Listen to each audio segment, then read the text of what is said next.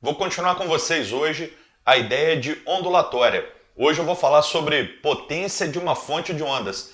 Quando você tem uma fonte de ondas, por exemplo, uma antena, essa antena retira energia da rede elétrica e transfere para as ondas, irradia essa energia através de ondas eletromagnéticas para o entorno da antena. Então nós podemos dizer que essa antena converte uma forma de energia em outra forma de energia. E uma equação muito importante para entender essa conversão de energia é a equação da potência.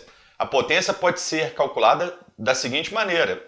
Olha só, ΔE sobre ΔT. ΔE, variação de energia, quantidade de energia que essa determinada antena usou, sobre ΔT, intervalo de tempo durante o qual, por exemplo, essa antena ficou ligada. Então a potência de uma antena de rádio, por exemplo, pode ser a energia que ela consumiu da rede elétrica dividido pelo intervalo de tempo onde essa antena funcionou.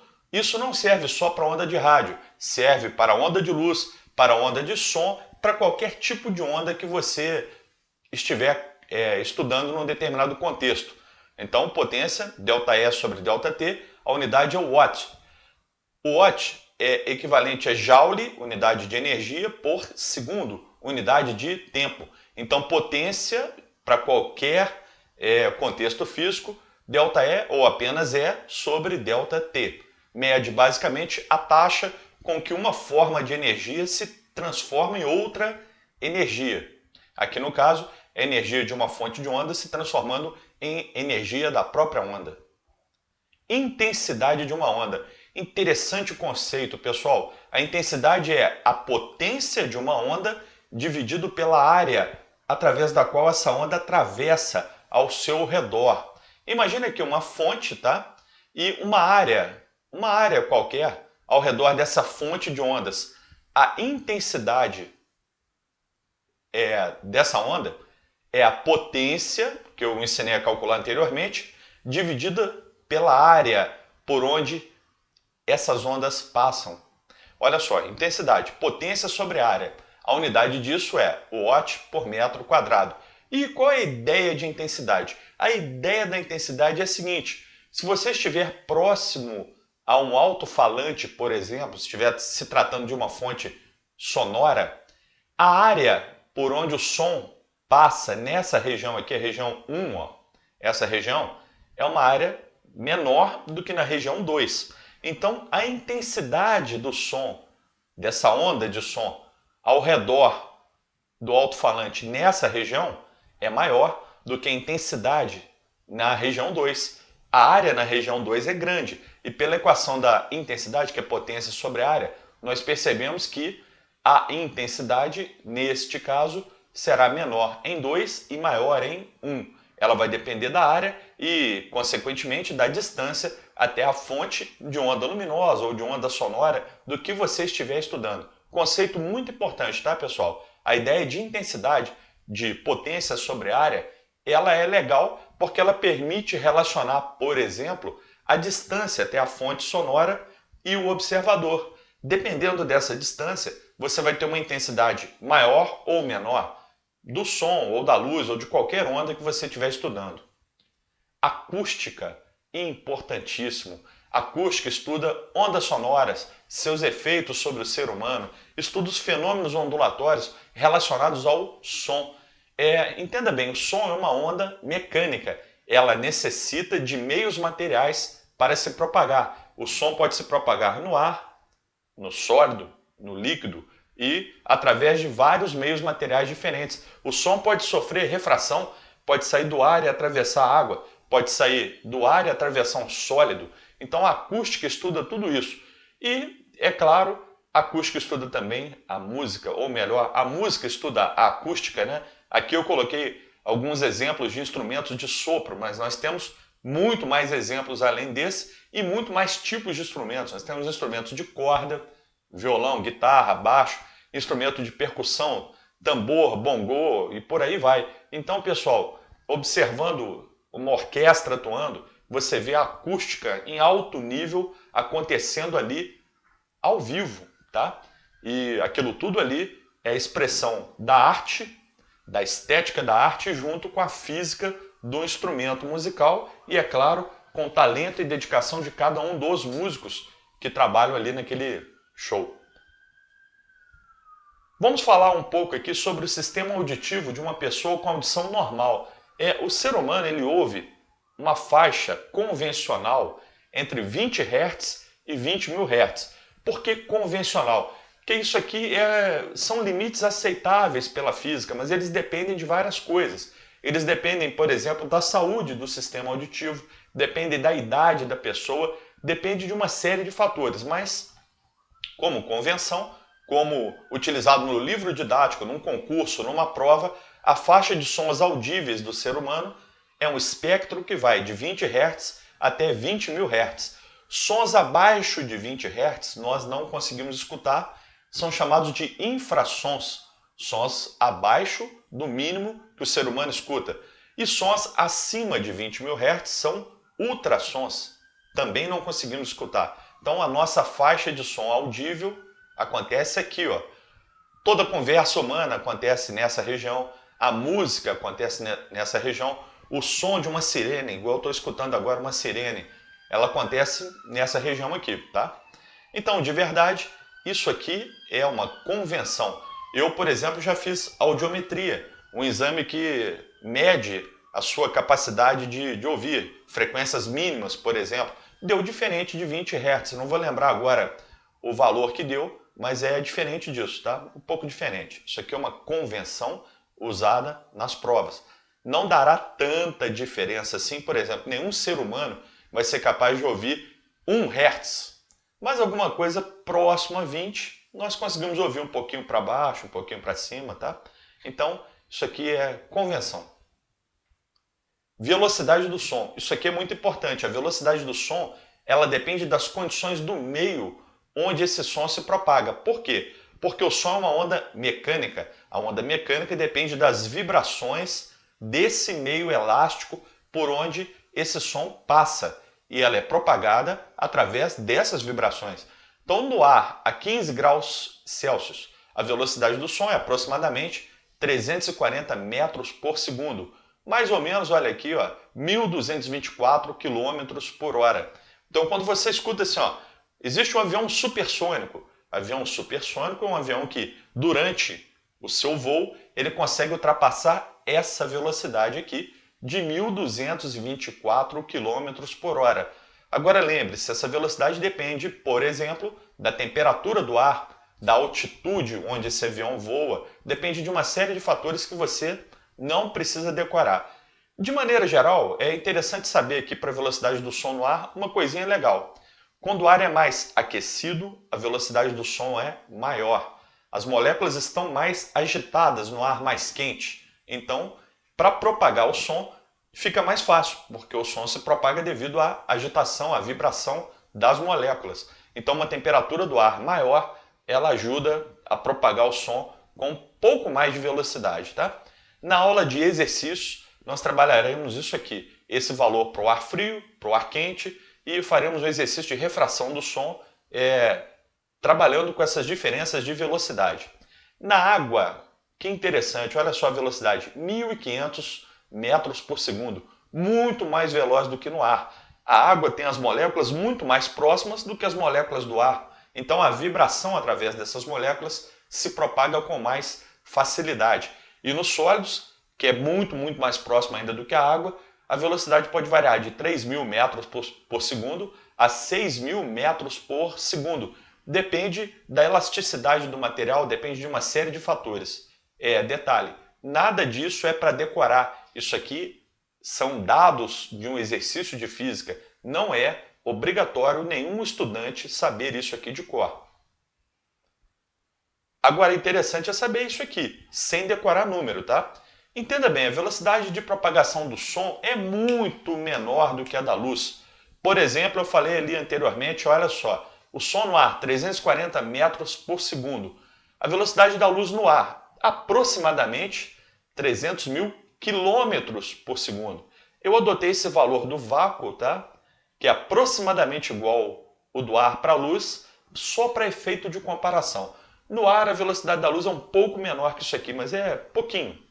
Então entenda bem, para comparar, você vê aqui a diferença absurda da velocidade da luz. Da velocidade da luz no ar e da velocidade do som do ar. Um exemplo manjado, um exemplo clássico de prova é esse que eu coloquei aqui. Às vezes você vê, né, fora da sua casa um raio lá longe, vê, a luz dele chega até a sua retina. E alguns segundos depois, se for possível, chega o ruído do trovão. Às vezes você nem escuta o trovão, o raio aconteceu tão longe que esse trovão chega com tão pouca intensidade ao seu ouvido que não dá para escutar. Mas entenda bem, se tiver razoavelmente próximo ao raio, você viu o raio lá no ar, viu a luz dele, você escuta alguns segundos depois o ruído dele. E isso prova, uma prova não muito de laboratório, nem muito científica, mas da natureza, né, que a velocidade do som é muito, muito menor do que a velocidade da luz. Ou se você quiser falar o contrário, a velocidade da luz é muito, muito, muito maior do que a velocidade do som. Qualidades fisiológicas do som. Galera, o som ele consegue trazer ao ser humano algumas sensações. Essas sensações causam em nós o que chamamos de qualidades fisiológicas do som. Então, o som chegando ao nosso ouvido, né, ao nosso sistema aqui de audição, nós conseguimos distinguir algumas qualidades dele. Eu coloquei aqui 3 que são estudadas no ensino médio: altura, intensidade e timbre. Os nomes são diferentes um pouco, né? Mas todo mundo já percebeu isso aqui, conhece esses efeitos e quando eu falar, todos vocês lembrarão disso. A altura é a qualidade fisiológica que permite diferenciar som grave de som agudo. Então nós dizemos assim, ó, som grave são sons baixos, frequência baixa. Sons agudos, sons altos, frequência alta. Então o ser humano consegue diferenciar a frequência do som através de uma qualidade fisiológica chamada altura do som. Então tem determinadas notas musicais que têm uma frequência baixa. Então tem ali som grave. Se você mudar para uma outra nota com frequência mais alta, som agudo. E de maneira geral, tá? Só para lembrar aqui da fisiologia humana, a voz do homem é mais grave que a voz da mulher. Ou, se você quiser falar, a voz da mulher é mais aguda do que a voz do homem. Coloquei aqui, de curiosidade, as tessituras dos cantores, tá? Homens e mulheres. Tessitura, frequência de faixa, onde esses cantores conseguem emitir o seu canto. Então, ó, homem, classificado como baixo, ele canta de 87 a 349 Hz. Barítono, de 110 a 440 Hz. Tenor, de 130 Hz a 523 Hz. Tenor é a voz masculina mais aguda do canto lírico, né? Então essa aqui, ó, muito, muito famosa. Todo mundo aí já viu os grandes tenores cantando. Eles cantam nessa faixa, atingem essa frequência máxima aqui e dá aquele impacto, aquela coisa impressionante que é a voz de um cantor de ópera, né? Para mulheres tem contralto, voz feminina de frequência mais baixa, né? Vai de 174 a 698. Pode ver, olha só, a voz masculina mais baixa é a voz baixo. A mulher é o contralto. Olha a diferença de frequência, olha só. Para a mulher mesmo, a contralto, que canta mais grave entre as mulheres, tem o dobro da frequência de um baixo, que é a voz mais grave masculina. Meio soprano e tem o soprano, olha só, que chega a 1047 Hz, o dobro do 523 Hz, que é a frequência máxima do tenor. Então isso aqui é uma curiosidade, vai ajudar você a interpretar dados numéricos de uma questão tipo Enem, mas não é para decorar. Isso aqui é dado, tá? Nada disso é decorado. Intensidade. Qualidade fisiológica que permite que o ser humano diferencie som fraco de som forte. É intensidade auditiva ou sonoridade. Isso aqui não é a intensidade de uma onda que eu expliquei anteriormente, não. Isso aqui é intensidade auditiva. É uma característica fisiológica nossa. Então nós temos essa sensibilidade auditiva que depende daquela intensidade da onda, mas não é exatamente a mesma coisa, tá? Aqui é um pouco diferente. A intensidade agora não é a intensidade de uma onda, é a intensidade sonora, ela é uma característica, uma qualidade fisiológica do ser humano. Aqui nós temos, claro, sem nenhuma decoreba, tá? Nem coloquei aqui valores, nós temos as sensações que o som nos trazem, tá? Então, intensidade, ela permite diferenciar som fraco de som forte. Cuidado, não é som alto de som baixo, não. Alto e baixo é a altura do som que eu vi anteriormente com vocês. Som fraco e som forte é som muito intenso e som pouco intenso. Existem aqui, ó, sensações auditivas que nós temos no nosso dia a dia, estão nessa faixa aqui, ó, para uma determinada frequência, tá? Essas sensações estão numa certa faixa. Acima dessa faixa de intensidade sonora existe a dor. Então nós temos o limiar da dor, que é o limite que o ser humano suporta de intensidade sonora sem sentir dor, e acima disso, sensação auditiva acompanhada de desconforto ou de dor. Temos aqui, ó, o limiar da audibilidade, limiar mínimo, né, o limite mínimo. Abaixo disso não conseguimos ouvir nada, tá? Lembra que anteriormente eu falei que existe uma frequência mínima que o ser humano escuta. Isso aí relaciona-se com uma certa intensidade, então existe também uma intensidade mínima que o ser humano consegue escutar, tem uma intensidade máxima que ele escuta sem sentir dor, e acima dessa intensidade máxima a dor aparece. Timbre. Timbre de um som, sensação característica causada pela presença de harmônicos acompanhando o som fundamental. Influi no timbre tanto a quantidade de harmônicos como suas intensidades relativas. É o timbre que nos permite distinguir a mesma nota, mesmo som fundamental, né, emitida por diferentes instrumentos musicais. Mesmo que essa nota ainda tenha a mesma intensidade nas duas emissões, tá, pessoal? Imagina, trompete, instrumento de sopro, ele emite a nota Fá, por exemplo, com esse formato de onda. O violão emite a mesma nota Fá com outro formato de onda. E o timbre permite ao ser humano distinguir entre o trompete e o violão com facilidade. Aqui no caso eu coloquei com facilidade, mesmo sem treino musical, sem estudo musical, dá para diferenciar bem um instrumento de sopro de um instrumento de corda. Mas os diferentes instrumentos de sopro podem ter timbres parecidos. E aí tem que ser um músico, a pessoa que estudou música, para conseguir diferenciar bem esses timbres. O timbre permite também, pessoal, diferenciar a voz do ser humano, né? A voz é um instrumento musical. Então, dois tenores, por exemplo, emitindo a mesma nota, mesmo harmônico, quem é treinado consegue diferenciar a voz deles. Falar, esse é o determinado fulano, determinado tenor, aquele é outro, porque o timbre da voz humana é bem característico. E é por isso que fica assim meio sem graça, né? Quando uma pessoa imita a outra cantando. Pode cantar a mesma música, a mesma melodia, com a mesma nota, em cada ponto, mas o timbre é diferente. E aí você consegue falar, poxa, essa pessoa está imitando a outra, coisa mais sem graça. Então o timbre também é uma característica interessante para a música cantada, né? Você consegue diferenciar o som emitido por diferentes cantores. Então é isso, pessoal. Muito obrigado pela atenção e até a próxima aula.